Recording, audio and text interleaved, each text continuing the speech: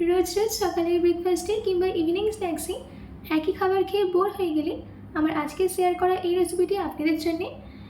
এই রেসিপিটা বানানো খুবই ইজি। এটা বানানো যেমন ইজি তেমন কিন্তু খেতেও টেস্টি হয়। আর এটা শুধু আপনারা সকালের ব্রেকফাস্টে কিংবা ইভিনিং স্ন্যাক্স হিসেবেও নয়, বাচ্চাদের টিফিনে দিতে পারেন। এইটা দিলে বাচ্চারা মন ভরে খেয়ে নেবে। তো চলুন বেশি দেরি না করে শুরু করছি আমার আজকের এই ইজি অ্যান্ড টেস্টি রেসিপি। নমস্কার, আমি পিনু, কুক উইথ পিনুতে আপনাদের সবাইকে স্বাগত। এই রেসিপিটা বানানোর জন্য সবার প্রথমে আমি একটা ডো রেডি করে নেব। তার জন্য আমি একটা প্লেটের মধ্যে নিয়ে নিচ্ছি 2 কাপ আটা। আপনারা এখানে চাইলে আটার বদলে ময়দাও ব্যবহার করতে পারেন। দিয়ে দিচ্ছি স্বাদ মতো নুন, হাফ ছোটো চামচ হলুদ গুঁড়ো, দিচ্ছি 3 চামচ তেল। তেল, হলুদ আর নুনটাকে আটার সাথে ভালো করে মিশিয়ে নিতে হবে।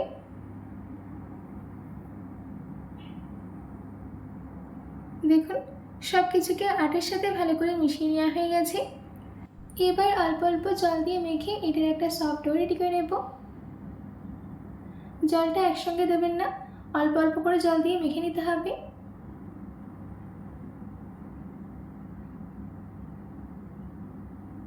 দেখুন আমাদের এখানে ডোটা কিন্তু রেডি হয়ে গেছে। একদম সফট ডো কিন্তু আমি রেডি করে নিয়েছি। এবার আমি এই ডোটাকে একটা ভেজা পরিষ্কার কাপড় ঢাকা দিয়ে 8 ঘন্টার জন্য রেস্টে রেখে দেবো। ততক্ষণ আমি একটা স্টাফিং রেডি করে নিই। তার জন্যে আমি এখানে 1 কাপ ছোলার ডাল 5 ঘন্টার জন্য ভিজিয়ে রেখেছিলাম। আমাদের এখানে ছোলার ডালটা কিন্তু ভালো করে ভিজে গেছে। এবার একটা প্রেসার কুকার নিয়ে ছোলার ডালটাকে জল থেকে ছেঁকে প্রেসার কুকারের মধ্যে ট্রান্সফার করে দিতে হবে। সম্পূর্ণ ছোলার ডাল জল থেকে ছেঁকে দিয়ে দেওয়া হয়ে গেলে দিয়ে দিচ্ছি 2 কাপ পরিমাণে জল, দিচ্ছি হাফ চামচ নুন। নুনটা দেওয়ার পর প্রেসার কুকারের ঢাকাটা দিয়ে 3টে সিটি আসা অবধি ওয়েট করতে হবে।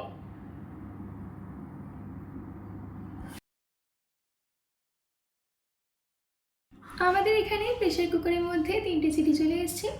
এবার প্রেসার কুকারের ঢাকাটাকে খুলে নিচ্ছি। দেখুন ছোলার ডালটাও কিন্তু ভালো করে সেদ্ধ করে নেওয়া হয়ে গেছে। এবার একটা ম্যাশারের সাহায্যে ছোলার ডালটাকে ভালো করে ম্যাশ করে নিতে হবে। দেখুন আমাদের এখানে সম্পূর্ণ ছোলার ডাল ম্যাশ করে নেওয়া হয়ে গেছে। এবার আমি একটা কড়াইয়ের মধ্যে নিয়ে নিচ্ছি 1 চামচ ঘি। ঘিটা যখন সম্পূর্ণ গরম হয়ে যাবে তখন এর মধ্যেই অ্যাড করে দিতে হবে 1 কাপ কোরানো নারকেল। নারকেলটাকে ঘিয়ের সাথে কিছুক্ষণ ভেজে নিতে হবে, যতক্ষণ না নারকেলের মধ্যে হালকা কালারটা চেঞ্জ হয়ে আসে। দেখুন আমাদের এখানে নারকেলটা হালকা ভাজা হয়ে গেছে আর এর কালারটাও চেঞ্জ হয়ে গেছে। এবার আমি এই স্টেজে এর মধ্যে অ্যাড করে দিচ্ছি 150 গ্রাম গুড়। আমি এখানে আখের গুড় নিয়েছি। গুড়টা দেওয়ার পর দিয়ে দিচ্ছি 2 চামচ জল। এবার আমি গুড়টাকে মেল্ট হয়ে আসা অবধি ওয়েট করব।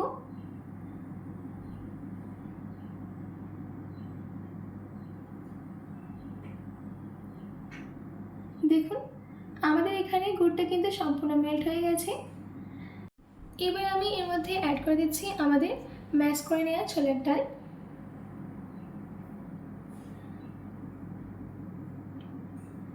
সম্পূর্ণ ছোলার ডালটা দিয়ে দেওয়া হয়ে গেলে ভালো করে মিশিয়ে নিতে হবে। ছোলার ডালটাকে ততক্ষণ রান্না করে নিতে হবে যতক্ষণ না এটা ডো ফর্মে চলে আসে আর কড়াই থেকে সম্পূর্ণ ছেড়ে না যায়। এবার আমি স্টেজে এর মধ্যে অ্যাড করে দিচ্ছি হাফ চামচ এলাচ গুঁড়ো। এলাচ গুঁড়ো দিলে এই ফ্লেভারটা আরও এনহ্যান্স হয়।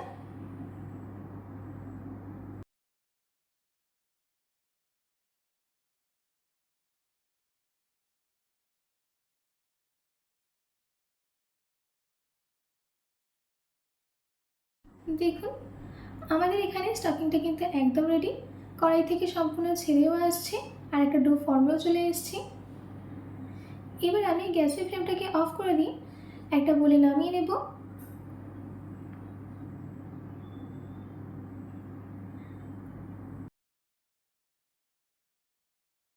যখন হালকা ঠান্ডা হয়ে যাবে তখন অল্প অল্প পোর্শন নিয়ে ছোটো ছোটো বল রেডি করে নিতে হবে।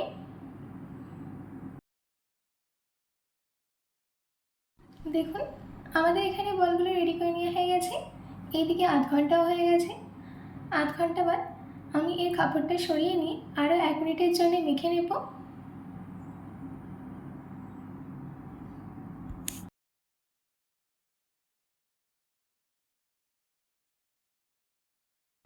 এক মিনিট মতো মেখে নেওয়া হয়ে গেলে লুচির সাইজের লেচি কেটে নিয়ে হাতের তালের মাঝখানে রেখে ভালো করে গোল করে নিতে হবে। এই একইভাবে আমি সব বলগুলোকে রেডি করে নিয়েছি।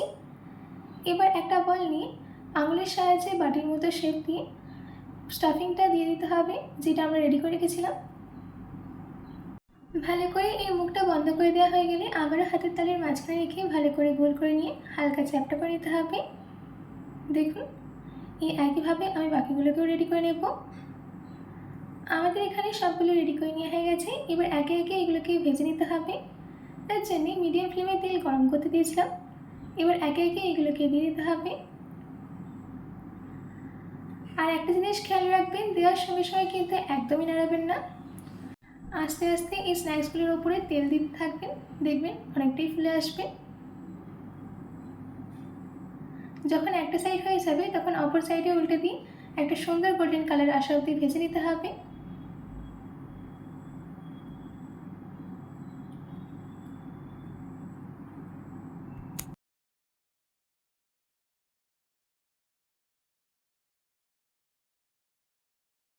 দেখুন, আমাদের এখানে দুটো সাইডেই সুন্দর গোল্ডেন কালার আসা অবধি ভেজে নেওয়া হয়ে গেছে। এবার আমি এগুলোকে একে একে তুলে নিয়ে একটা প্লেটে নামিয়ে নিচ্ছি। এই একইভাবে সেকেন্ড ব্যাচের স্ন্যাক্সগুলোকেও রেডি করে নিতে হবে।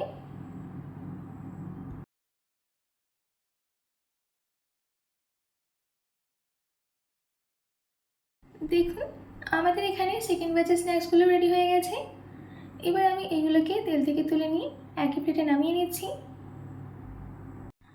ব্যাস রেডি হয়ে গেল আমাদের ইজি অ্যান্ড টেস্টি স্ন্যাক্স।